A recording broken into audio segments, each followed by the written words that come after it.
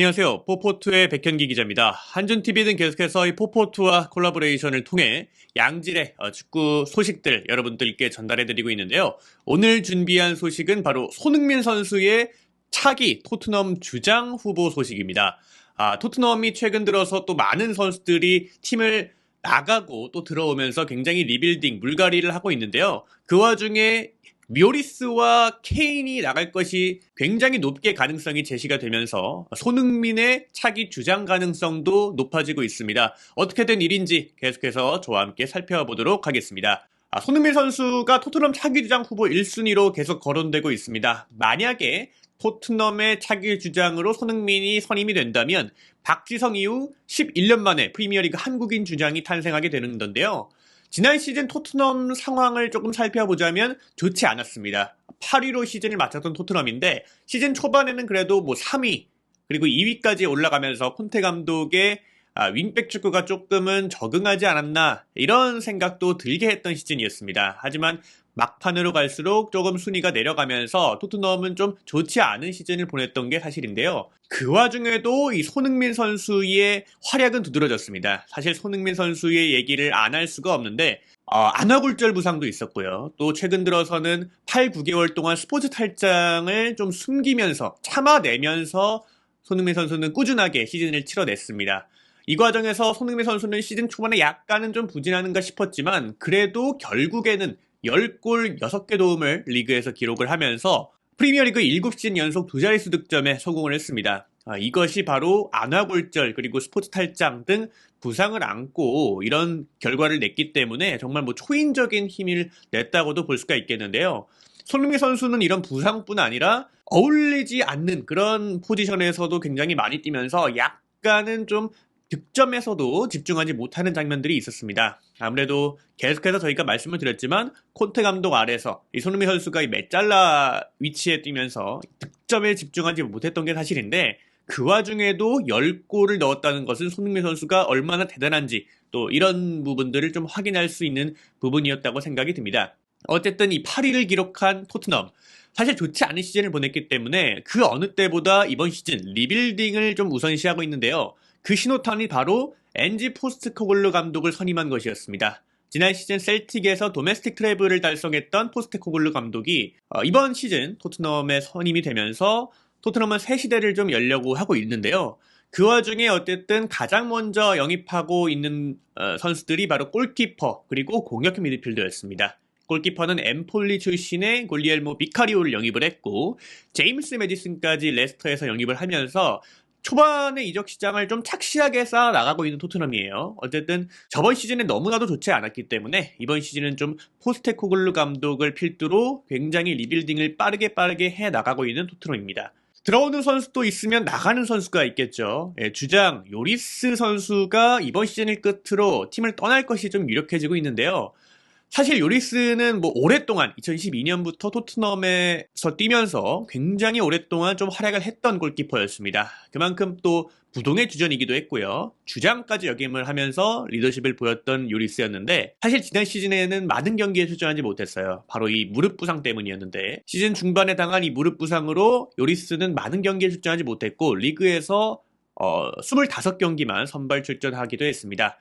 사실 시즌 막판에는 프레이저 포스터가 거의 주전을 꿰차듯이 했죠. 그만큼 요리스로서는 조금은 아쉬운 시즌이었고 요리스는 또 시즌 막판에 사우디아라비아와 링크가 뜨면서 최근에는 또 알힐랄로의 이적도 굉장히 좀 유력해지고 있는 상황입니다. 오랫동안 활약했던 주전 골키퍼이자 주장 요리스가 좀 빠져나갈 것이 예상이 되면서 아무래도 다음 시즌 토트넘의 주장은 누가 될 것인지 굉장히 좀 화두가 되고 있는 상황이었는데요. 가장 유력한 후보는 사실 해리 케인이었습니다. 근데 케인이 최근 또 미넨과 이적설이 나고 있죠. 케인은 요리스가 부상당할 때에도 주장원장을 달면서 사실상 제2의 주장이다. 부주장 역할을 톡톡히 해내고 있었는데 그만큼 토트넘의 정신적인 지주였습니다. 하지만 이 케인이 최근 들어서 이 뮌헨과 링크가 뜨고 있는데요. 지난 27일이었죠. 영국 디애슬레틱의 데이비드 온스테인에 따르면 뮌헨은 토트넘에 7천만 유로, 우리 돈 약 1,007억 원의 제안을 제시를 했습니다. 이것은 공식 오퍼였고요. 온스테인에 따르면은 어쨌든 케인은 지금 뮌헨의 첫 번째 제안을 받아들인 상태예요. 하지만 토트넘 차원에서는 지금 1차 제안을 거절을 했습니다.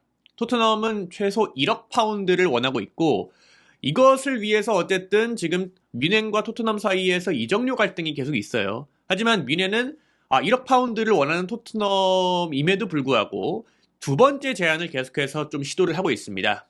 뮌헨은 상향된 제안인 8천만 파운드, 1339억 원 정도의 이적료를 다시 준비를 하고 있는데 그만큼 뮌헨은 케인에 있어서 굉장히 진심이고 이번 시즌 로베르트 레반도프스키가 떠나간 그 자리를 해리 케인으로 좀 메우려는 그런 시도를 하고 있습니다. 케인은 사실 지금 개인 조건 합의는 마무리가 됐다고 하고 관건은 뮌헨과 토트넘의 이적료 차이예요. 따라서 이적료 차이만 좁혀진다면 언제든지 케인이 좀 나갈 수가 있는 상황이기 때문에 토트넘 입장에서는 요리스와 케인이 나간 상황, 그 이후 상황에 어떤 선수가 주장이 될지 좀 굉장히 좀 궁금해지고 있는 상황이긴 합니다. 그 와중에 이 토트넘의 차기 주장으로 누가 제일 적합한지 이 스포츠웹에서 좀 주목을 했는데 5명의 선수를 후보로 꼽았어요. 이 스포츠웹은 토트넘의 팬페이지, 토트넘 소식을 전문적으로 다루는 매체인데 토트넘은 뭐 요리스와 케인이 나갈 때를 대비해서 어떤 선수를 주장으로 선임을 해야 하냐 이런 좀 칼럼 형식의 기사가 나왔습니다. 그 중에서 가장 먼저 거론된 선수는 바로 손흥민이었는데요. 손흥민은 케인 다음에 베스트 플레이어라고 설명이 돼 있었습니다. 매체가 설명한 바에 따르면 지난 시즌 손흥민은 좋지 않은 폼에도 불구하고 여러 장면들을 만들어냈다. 특히 토트넘에서 그는 케인 다음으로 베스트 플레이어다. 그리고 이 점이 조금은 좀 인상이 깊었어요. 손흥민은 토트넘 팬들 가슴속에 남을 장면들을 여러 번 선사했다. 그만큼 또 임팩트 있는 장면들을 정말 많이 만들었고 무엇보다 2015년부터 손흥민은 지금까지 뭐 8년 정도를 토트넘에서 뛰고 있는데 이 정도로 뛴 선수가 사실 거의 없거든요. 뭐 요리스와 케인 정도를 제외하면은 손흥민이 가장 장기간 토트넘에서 호흡을 하고 있다고 볼 수가 있겠고 무엇보다 이 스포츠웹은 손흥민이 한국 대표팀에서 주장을 맡고 있다는 점도 주목을 했습니다. 스포츠웹에 따르면은 한국 대표팀에서 주장을 맡고 있는 손흥민이 국제대회에서 주장을 맡았던 경험을 바탕으로 토트넘에서 주장을 맡게 된다면 그만큼 또 큰 도움이 될 것이다 라고 좀 언급을 했어요. 만약에 이 손흥민 선수가 토트넘에서도 주장을 달게 된다면 한국에서도 주장이고 또 토트넘에서도 주장이고 또 굉장히 좀 인상적인 그런 장면이 나올 수가 있겠는데요.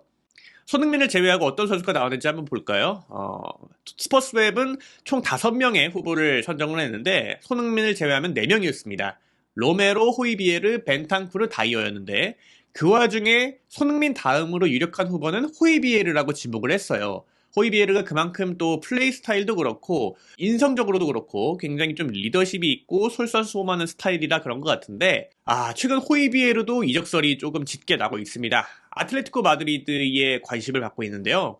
그리고 무엇보다 엔지 포스테코글루 감독의 축구 스타일에 맞지 않는다는 그런 암시들이 현지에서도 계속 나오고 있어요. 아무래도 포스테코글루 감독은 4-2-3-1을 통해서 조금 더 중원에서의 자유로운 스위칭 플레이를 강조를 하는 감독인데 아무래도 호이비에르는 조금 더 직선적이고 박스투박스 형태로 움직이는 선수이기 때문에 포스테코글루 감독 체제에서 조금은 맞지 않을 것이다 라는 그런 보도들이 나오고 있습니다. 따라서 호이비에르도 아틀레티코 마드리드와 연결이 되고 있는 상황에서 가장 유력한 후보는 손흥민이 되지 않을까. 토트넘의 차기 주장 후보 1순위는 손흥민이라는 보도가 힘을 얻고 있는데요.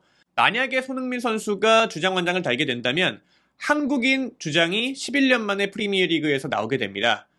가장 최근은 바로 이 QPR에서의 박지성 선수였는데 박지성 선수가 2012년에 퀸스파크 레인저스로 이적하면서 이 구단주의 전폭적인 신인과 함께 주장 완장을 달게 됐어요. 근데 당시에 이 QPR 상황이 좋지가 않았죠. 급한 대로 어쨌든 뭐 왕년의 스타였던 선수들을 좀 끌어모았지만 조직력이 그야말로 모래알이었고 또 경기력도 굉장히 좋지 않았기 때문에 박지성 선수도 어찌할 방도가 사실 없었습니다.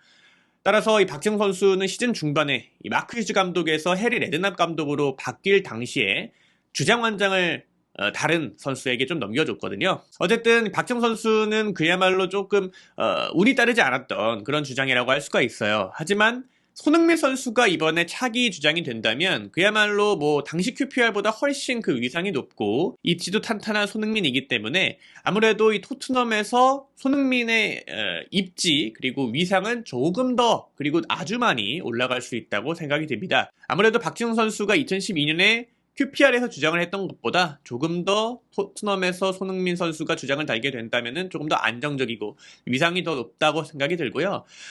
지금까지 계속 이렇게 손흥민 선수가 아직 주장이 된 건 아니지만 주장감으로 1순위다라는 보도가 현지에서도 계속 나오는 걸 보면 어찌됐든 간에 손흥민 선수가 토트넘에서 얼마나 입지가 단단한 선수인지 그리고 그 위상이 얼마인지를 조금 엿볼 수 있는 그런 대목인 것 같습니다.